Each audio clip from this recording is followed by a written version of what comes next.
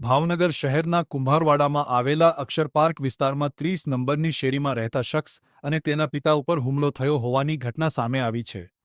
અક્ષર park શેરી number 30માં રહેતા વિક્રમ ચંદુભાઈ સોલંકી અને તેમના પિતા ઉપર બુટલેગર પરિવાર દ્વારા હુમલો કર્યો હોવાનો આક્ષેપ કર્યો છે।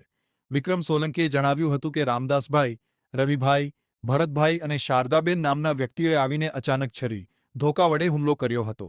જો કે શારદાબેન દારૂના ધંધા સાથે સંકળાયેલા હોવાનો આક્ષેપ કર્યો છે। જો કે કોઈ અદાવતને પગલે હુમલો થયો હોવાનું ચર્ચા રહ્યું છે। જો કે જે તે સમયનો વાયરલ વિડીયો સામે આવ્યો છે।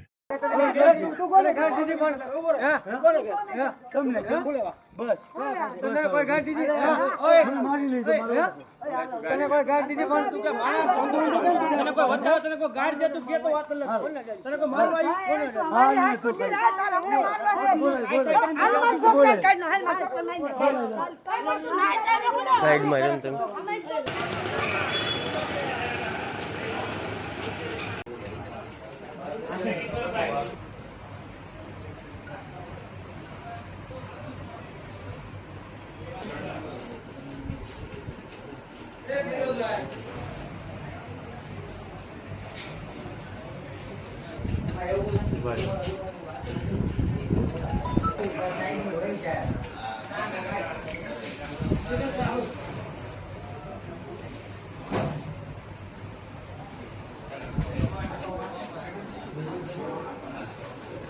મારું નામ સોલંકી વિક્રમ ચંદુભાઈ અને મારા પપ્પાને માર મારવામાં આવ્યો છે અને અમે ત્રણેય બાપ દીકરો હતા સાથે અને એ લોકોએ સીધા આવીને છરી વડે અને ધોકા વડે ને પાઇપ વડે સીધા આવીને સાહેબ મારવા માંડ્યા અને એ લોકો બોલતા કે તમે લોકો કાંઈ બી ગમે એ કંઈ કરશો, તમે તમારી ઉપર ગમે એ કરી શકશું અને અમે બધું કરશું અને મને એક છરીનો ઘા મારી દીધો છે અને એક પાઇપ વડે મારવામાં આવ્યો છે અને એનું નામ છે